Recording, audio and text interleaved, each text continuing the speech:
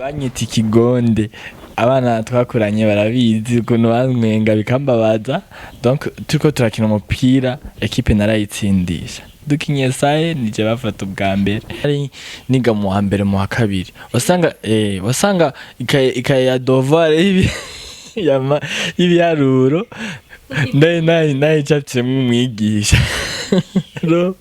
umva wahora wicara wiga mu wa kabiri primaire ukaca kumwigisha sinamutora cyane gusa narabati nka ozi afise turi ku bintu bitukura ati inkohe nyene nkagerageza nyene gukurepeha ama très caractéristique abariko yiwe nkuko mubibona murabona ko mfite dessin ngahe niyo dessin yiwe ya mbere je nkunda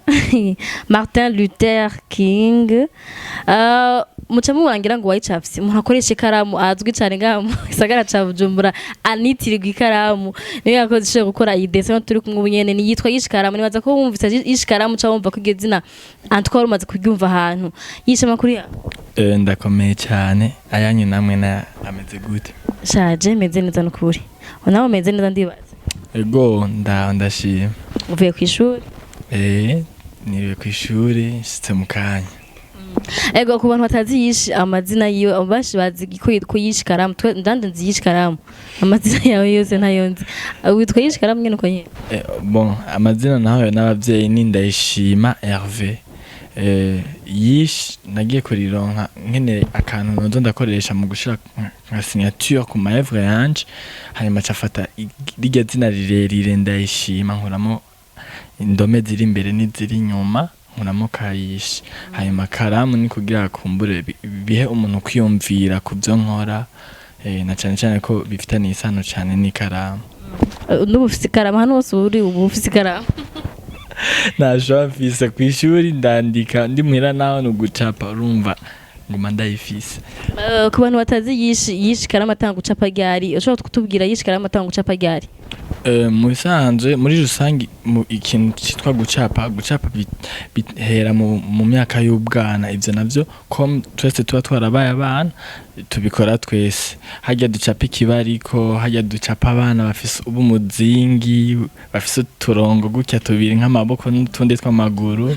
voilà niho rero gucapa bihera mugabo je question ni kuguma rero uri umucapfi n'igihe wakuze je igituma nagumye ndi bon ngira igituma muza kukimbaza mu nyuma mugabo donc niho byatanguriye igituma gucuhera ko kitubwira ko twejana naho rancapa kera mugabo ubundi mu journaliste je me demande comment twese je naho rancapa nkashira dessin ku nani ku kiyo aba nkaca davyigana umva ko twese twaracapse ariko wowe kugira ngo ukiri umwana wisange n'ubukuzi ukiri umucapsi tagenze gute je nkiri umwana mu bisanzwe gucapa nje ikintu cyo nyene nari nshoboye mu bisanzwe umwana akiri umwana nyene baba bakora ibintu byinshi ko atabarahitamwo ikintu azobandanya akora barakina imipira baracapa bariruka rero jewe ikintu nari nshoboye cyo nyene cyari ikintu kijanye n'ubugenegene ni kuvuga hageze aho vani waruze no kwiruka yishe sûrement urumva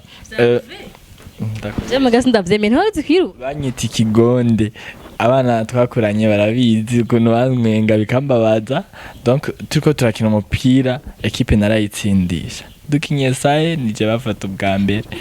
rero mugabo hageze igihe ibintu by'ubugenegene gukora utuduga kubumba abantu gukora indege mu bipapuro wasanga ariho nitwa umuhanga comme rero ariho naronka ama compliment bisiguritse ko ariho naca niyumva nyene ko ari byo bintu nobandanya nkora rero igituma nabandanye ndabikora niga 6e papa wanje yarapfuye mama wanje nawe urumva ntiyari ashoboye kundosa ibyo nkeneye byose mugabo rero nkoresheje gucapa narisanga ndosa amafaranga yo gufungura ku kavoka nyene k'ubugari bwo muri interna hanyuma nyene nkabanda yambaho uko nyene mu nyuma rero nza no gufata igisata cigisha ibijanye na art ivyo rero naciye nkurikirana ni naho naciye mbona ko gucapisha ikaramu bikunda ari navyo mubona nkora no musi. Bien sûr niyo question nagenda kubazi amadessin ari ubwoko bwinshi hari abacapisha crayon nabo benshi hari abagira amakatu même si bataba benshi mu Burundi ariko wowe ucapisha ikaramu kuri kiwe isemo ko ucapisha ikaramu gucapisha ikaramu bwa mbe nagomba ikintu kiri original nyene ikintu kitarakorwa kenshi hanyuma ikindi naco nagomba ko shobora ko nimba hari domaine kumbure y'inaka nisangije ngize imana nkayironka nzoca ngerageza kuyi perfectiona ku rugero rwa rudasanzwe comme ça basi nshobore no kubera akarorera abandi nabo mu madomene yabo ba perfection. Rero gucapisha ikaramu maze kubona ko bikunda ncabwa ati reka ngerageze uburyo bwose nshobore kubinganisha n'andi ma technique artistique même si yoyo ikiri en révolution ari hikiza. Rero sinabitangwe ndi jenyene hari abitwa ba Daniel ba Oleg ba Don Kevin bose nyene ko twari generation imwe twabona amadesi umwe wese ibintu nk'ivyo tugakosorana ibintu nk'ivyo donc bica bidufasha gucrea révolution. Rero nivyo ubona biriko biraduga ubu tugeze ku rwego yaho hashobora no kuba competition iri ku rwego rwa Afrika umuntu agaparticipamo tukiyumva nyene nk'abandi bakoresha yandi ma technique artistique. En fait jana hora ncapa ngana capisha crayon kora kavuga ati bana nimba ncapye igishuri kamera nabi nza gufuta na goma ariko wo capisha style nta hariho gome ya style ufite twe tutazi. Bon gome ya style mu bisanzwe ntibaho gusa donc ni ugerageza kuba muri concentration iri total ku buryo utihenda wihenze ari nk'ikintu hawe n'umukiriya ntashobora kucemera. Ntibigora gucapisha ikaramu mu gihe uzi ko ni erreur usubiramwo vyose. Bon kugira ngo kwanza batangure no kukwizera canke ugere nawe ushobora kuronka ama interview nuko uba waratevye ukamenyera ugaca muri iyo phase yaho bikunanira ugafuta ugataba urupapuro ugagira iki mugabo bugateba bikaza ukagira nyene ubuhanga bukiyongera ukagera nyene aho bikunda ugacapa gicapo nyene cyose utarinze gufuta. Ugitangura gucapa bwa mbere kera ucapa ugatabura ntigeze bigucinaga bwati twese ndahevye ngenzo nsubire kuri crayon. Bon nashatse kubiheba gusa ikintu cyanyankuraje nuko nivyo byo gutabura nisanga ari donc kubera tutari dufise abantu benshi nyene wasanga turabirako abantu badukuriye dufata nk'ama model abantu tuja kwitura nabwo ati none mfise impamvu iyihe yo kwiheba mu gihe nibi ndiko ndashika ko hari abatarabigerako. Rero bikaguma binyereka ko hari perfection ya miri possible igihe cyose nkunda gucapa kandi nibaza ko nzobikora ubuzima bwose nuko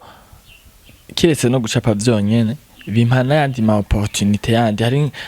hari nk'ikintu nkenera nk'akarero par exemple shobora nkeneye nko kugura imashini shobora gusanga ari umuntu yigeze kubona amadessin yanje akamwe ati rero wowe kubera wowe nzi uri umuntu shobora nanje kugukenera umunsi munaka donc dimo biroroha ko ndonka yandi ma opportunité secondaire yandi. Hanyuma gucapa rero ubwavyo byovyo bigira kuma ico mfungura bon amahera afasha kuronka ivyo nkenera bindi bikama ikizere cyuko nanje fisi condi canke nzovamwo nejo bikama n'icubahiro mu bantu nk'ivyo.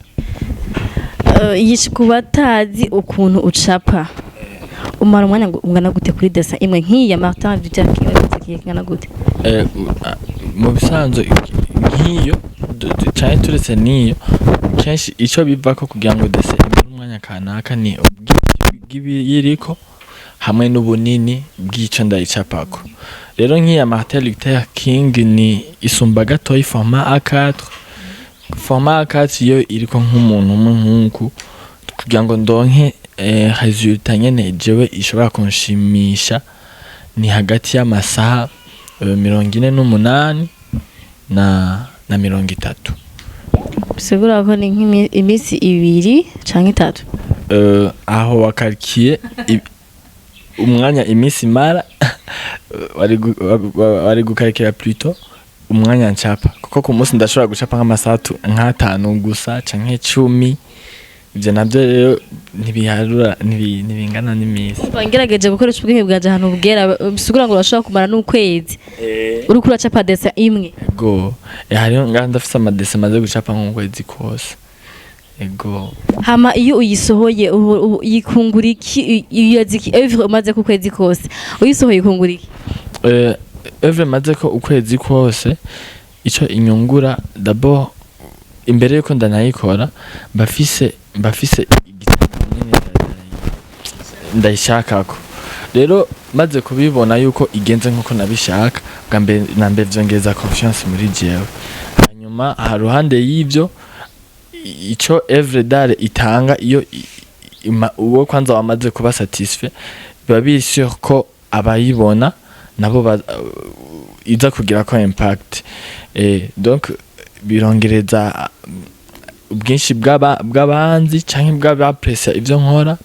bikongereza donc biba vyongereje na confiance baca bangirira bisigura yuko ni haba hari urundi rugero ngeze ko kuba convaincre ku buryo bashobora kumpa ama marché canke kunshorera ku ma everyday mbafise ari prêt à exposer hama dessin imwe itwara amakara mangahe dessin imwe mu bisanzwe abantu bibaza yuko ikaramu nyene igumi sesa sino ahubwo ikaramu imwe irashobora gucapa nk'amadessin nk'atatu n'atanu mbere ari imwe gusa birazimbutse cyane ngira nico kintu birokoresha kizimbutse cyane nzi ko nkishobora kuba yatwaye nk'ikaramu yose igahera iyo mbere ahubwo ikaramu nayicapishije kwiyo nacapishije n'ayandi maevre nyene menshi mu nyoma hama iyo ucafye umuntu nk'uko wacafye Nera Demate ndabona rafise ya Christian Xavier rafise ya Miss Heritage ni Iritina hariho iyo nabonye ya Inbo Marwen sindamuhagararako hariho ya Berahino Saido Berahino hariho iyo nabonye ya DJ Moses je nayibonye ikibazo iyo ubacapse nkuko ubonye baba bigusavye canke wenyine uriyumvira ukaca bacapa bon mu bisanzwe kugira ngo capa umuntu hari ibintu canke capa ikintu nisunga ibintu bitatu ahanini d'abord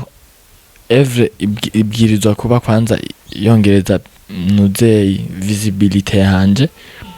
icya kabiri soit icya kabiri kitabaye ico cambere iba ari œuvre ya marché donc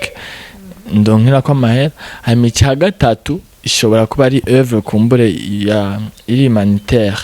par exemple hariho nk'ama association par exemple nka YBSP ndi muri YBSP hashobora kuba ari nk'agashimwe tugira duhe umuntu yadufashije rero donc ni evre yanje bigiye gufasha kubera ko deja hariho abana baba basanzwe barezwe ibintu nk'ivyo donc ari ikintu humanitaire ikintu ija gufasha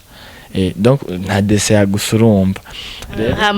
abantu ama feedback bahara bagira même si ushaka ukongeza visibilité yawe iyo babonye wabacafite babifatamo gute voilà je bimba fise nuko nawe ageze aho amposta canke ayezereka abantu abandi bantu mbashaka yuko aza kuba ari fier rero ama feedback nije ndaya travail ama feedback yabo nije ndaya travail rero ama feedback kuraba mubona vraiment byarahishije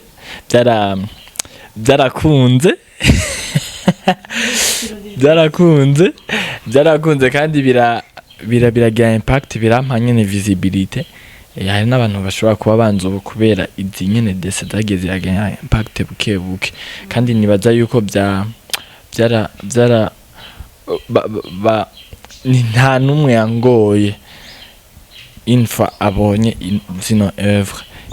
nta uracapa ntabone dessin yawe canke ntagiye feedback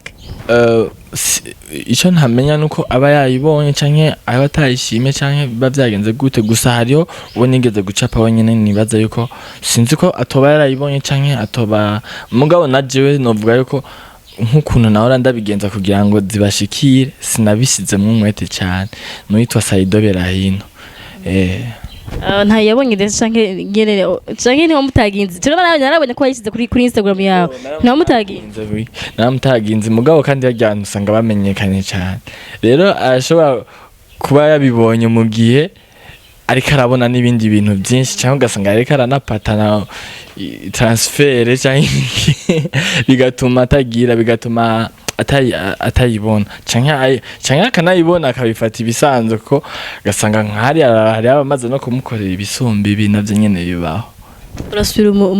uyiposte susura umutaginye kandi mu gihe aza batariko aravugwa cyane bien sûr kugira ngo making ishobora kuyikawusha canke ayibona bari muri confinement ngira niyo cyayibona undazi sanga atakaza afise ariko arakora ego nukura icyo cyumviro kikirarashe kandi uzocumfasha kumutaginga ndashaka kuri station ndamutaginga kugira ngo imushikira hari ego hama kugira ucapa umuntu ari we yabigusavye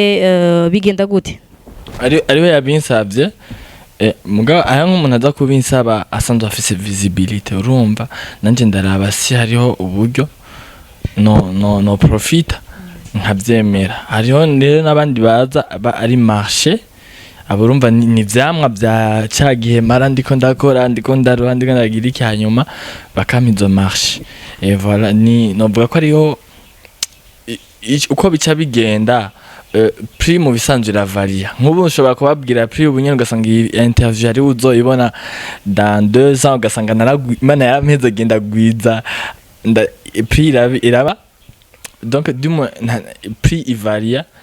bivanye n'igihe iraba actualize rero mugabo je nisunga hanini kugira ngo mpatane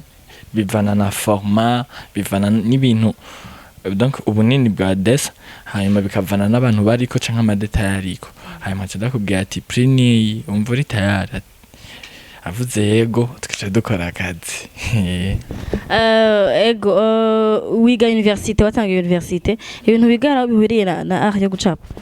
ibintu niga benshi barakunda kuvuga ngo ntaho bihuriye bon niga business gusa novuga jewe ku bwanje nibaza ko bihuye ariko kandi mu rundi ruhande il faut qu'on crée yandi ma ressources yaho amahera ashobora kuva ndetse ntishobora kumpa ivyo nkenera byose kuko uko nanje ndakena pour le moment ushobora gusanga ejo uzoye guha byinshi kuca ivyo ukora muri merci kuri correction nibaza yuko business kuyiga bizomfasha gukira yandi masource y'amahera hanyuma ndo nk'abantu nyine nanje fasha benshi mama nyine ndamugurira uruzu twicare na ozi ahantu tuko dufata champagne nyine ibintu nyine byatari inshallah yije uretse gucapa ni hetana yindi hora wibonamo canke wibonye mu kuvukira umwana ibintu urumva ni ibintu abantu batazi okay ibintu abantu benshi batazi nuko ndumwanditsi tuvuze kwandika naho nandika ibintu hafi by'uko bwoko bwinshi bwose ndandika amapoezi ndandika indirimbo ndandika nyene duma ibintu by'ibyese kwa bonje naramuru dutatu tukaba hari ukuntu wandika ko utuntu turi menga turi mu ubwenge nari nzi ko ari utuntu uja kuri Instagram gateresha ugaca ugatererako no wavyandika je mu bisanzwe sinshobora guposta citation itari originale nk'abiga bita memes ndashobora guposta nk'iyantushije mugabo nkacashaka ko naga commentaire ariko tushe yiwanje mugabo siyo tu nkunda guposta ibintu biri original turangiza yishi umuryango wawe fata gute akazi kawe bon uyu mwuga wawe wo gucapa canke kuva ukibitangura avant kera baragusutena canke bakubwira ko ivyo bintu uri kuratumwanye ari ivy'abana ivyo guce gukina nama numva abana bidoga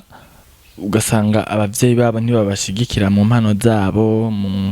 mu bintu babo bakunda je mugabo vraiment narashigikiwe gusa igihe nibuka ibintu abizize mu muryango nigihe nari niga mu wa mbere mu wa kabiri wasanga ikaye ya devoir y'ibiharuro nayi capye mu mwigisha umva wahora wicara wiga mu wa kabiri primaire ukacapa umwigisha sinamutora cyane gusa narabati nka ozi afise turi ku bintu bitukura ati inkohe nyene nkagerageza nyene gukurepera ama très caractéristique abariko yiwe hanyuma nyene nkasanga nabigize bakana mu muvyeyi nkako bitwa nyene nico gihe novuga yuko nabizize sino gucapa vra mu muryango wamye ushigikira haba mbere no mu gihe byasabye ko bandungika ku ishuri ryo kuvyiga n'igihe naye namaze no kuhava Yishaka tugushimire rero gire n'ijambo ryanyu mushobora kubwira abantu batazi art yo gucapa canke abantu bashaka kuzana ama marché wawe kugira agafaranga kaboneke azonsohokane. Okay, je ikintu novuga ahanini notangura kubwira kwanza abantu kuko hari abantu bafise impano omenga zirisa rero bigoye ko bifitira icizere bivaye naho kumbure ubutunzi bw'igihugu gifise bakavuga ati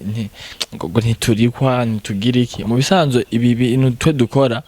ntabwo ari ibintu by'amabesoin primaire si vya bindi abantu babuze baca bapfa nta muntu ashobora gupfa ngo ni kubera ngo atacapwe mugabo je ndashobora gupfa kubera ntaronsuza ndamucape rero ndiko ndabwira abo bantu rero bazi ko bafise ifaranga nyene baze batwegere baprofite impano dufise natwe duprofite ico imana yabahezagije hanyuma nkaca ntera intege barya bafise izo mpano zimeze nk'izisa bagerageze kurondera si hari uburyo bashobora kuvyagura kumekanisha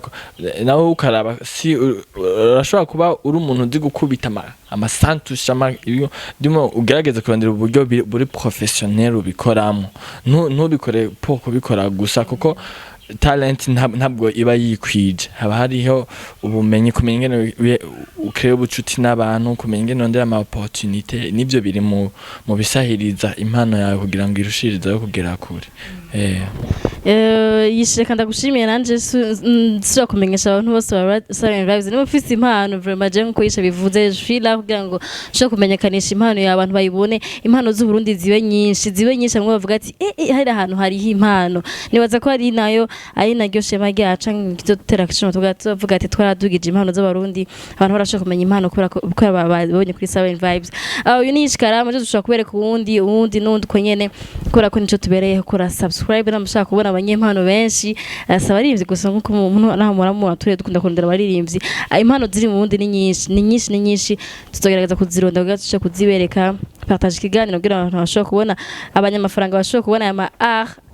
aya art izi mpano zayishe bashoboye